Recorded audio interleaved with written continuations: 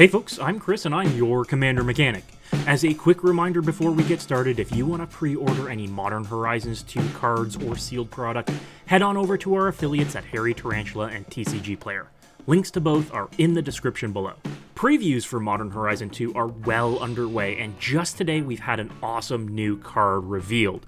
It's Cauldron Complete, a legendary artifact equipment that is indestructible and has living weapon, meaning it creates a 0/0 germ token to be automatically attached to.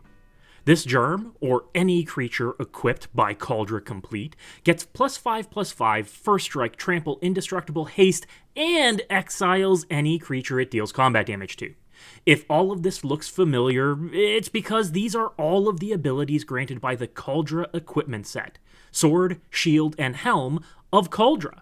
In a neat callback, you can see all of the pieces in the art too, making for a very powerful equipment that can always be a creature.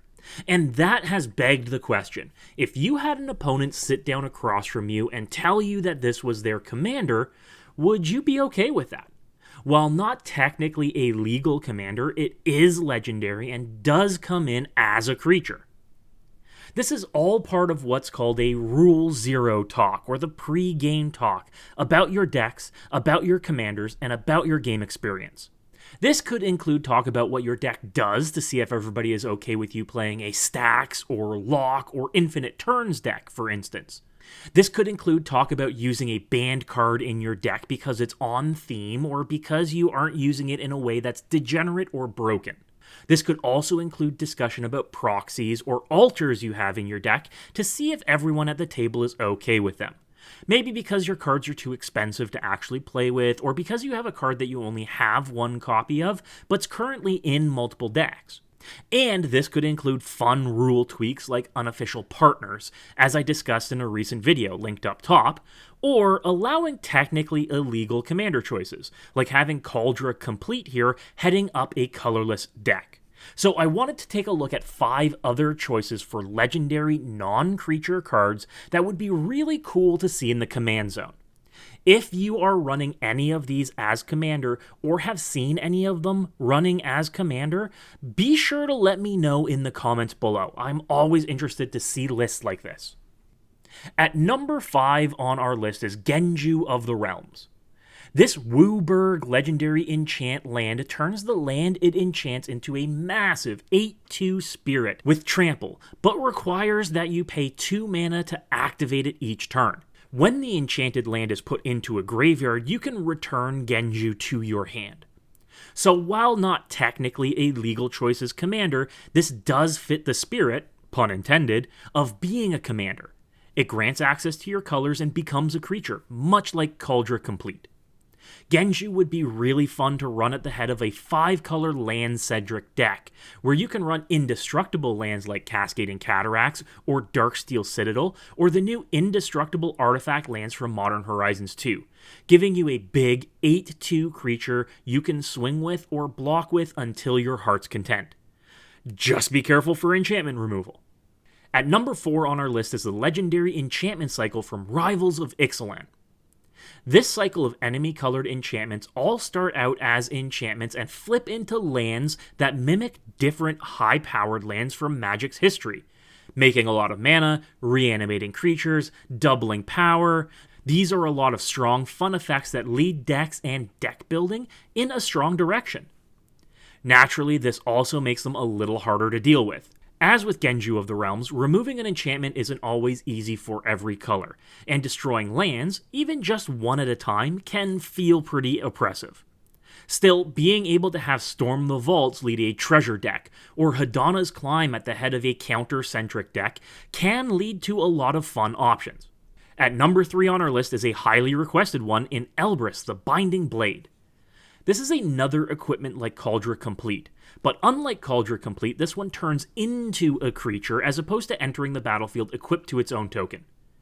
For 7 mana, the front side of the Binding Blade seems innocuous, but once an equipped creature deals combat damage to a player, it turns into Withengar Unbound, a huge 13/13 legendary demon with flying, trample, and intimidate.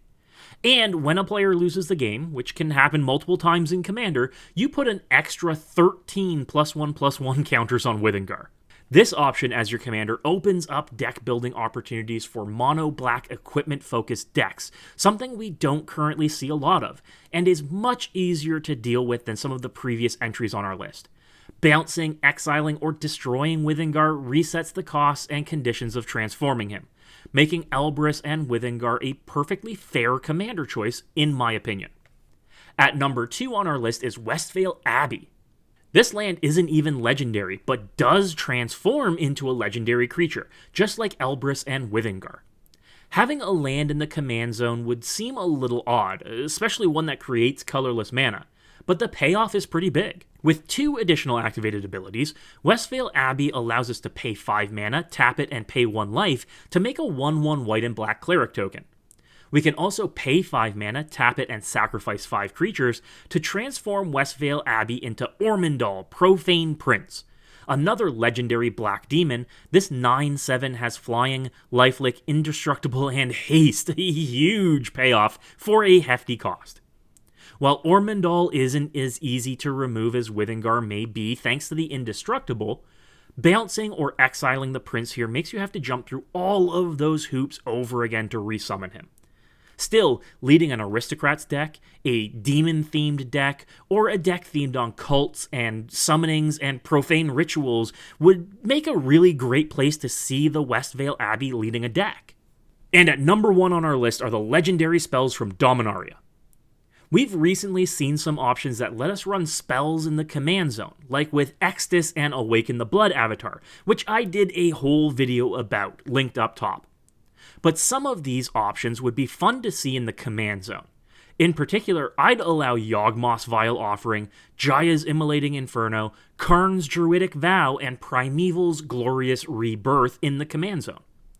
I would leave out Urza's Ruinous Blast, as having a board resetting spell in the command zone would simply be too oppressive.